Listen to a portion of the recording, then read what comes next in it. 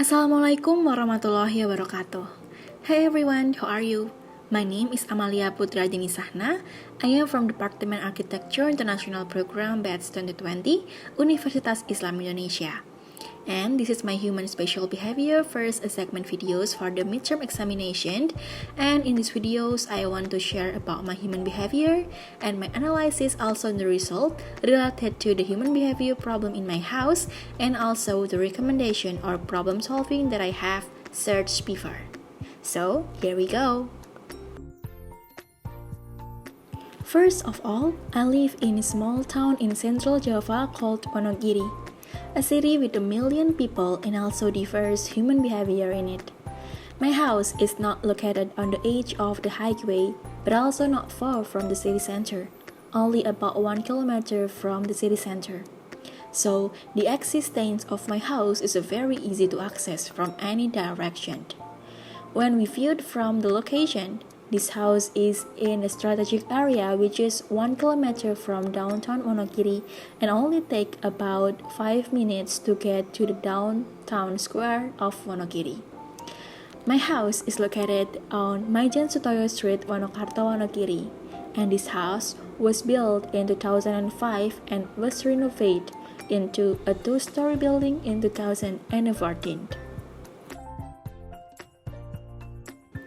My house consists of 2 floors. The first floor used as a fashion boutique and a workshop, while the second floor is used as the house where we live. My house is owned by 4 people, consisting of my father, my mother, me, and my younger sister. My father used to work and spend his time on the first floor in the workshop to do some project, while my mother used to spend her time in the kitchen and in the bedroom. Also, sometimes she went down to the first floor to check the boutique for a while. Last, me and my sister, during the pandemic, we spent a lot of time in our private bedrooms due to the online school needs, so we need our own space to focus on studying. For me and my sister, during the pandemic, we spent a lot of time in our own space bedroom due to the online school needs, so we need our own space to focus study.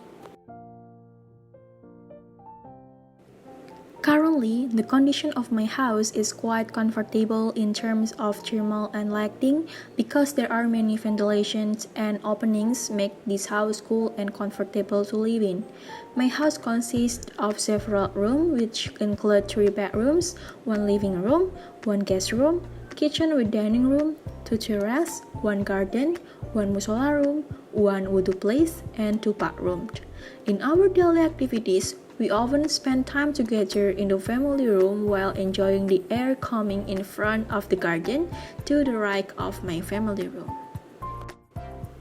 Unlike the case with the musola room in my house, it is located in front of my parents' bedroom, where this musola room only has an area about 2.5 meter times 2.5 meter.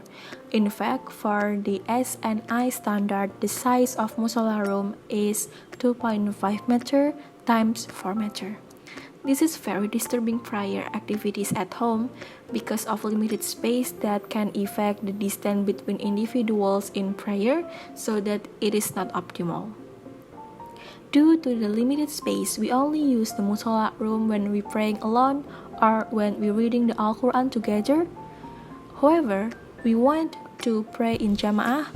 We moved to the main bedroom because it had a large enough room area to allow for people to pray with the correct distance positioned. And this musola only be used by a maximum 2 people in a row, and it is very uncomfortable and a very disturbing focus when we are praying. And the second problem is about the location of the wudu place. The location is quite far from the musola room. We must pass through the living room first, so it is not effective if used as a musola room layout. As we know, architecture is the science of designing buildings that refers to and it is related to human attitudes and responses to their environment with the aim of creating certain space and atmosphere that are accordance with the human behavior and the environment and culture of society, or what is commonly called architectural spatial behavior. The most problematic room in my house is in the musola, so I choose proxemics and also the anthropometrics as my topic for this video. So we're gonna start from the anthropometry.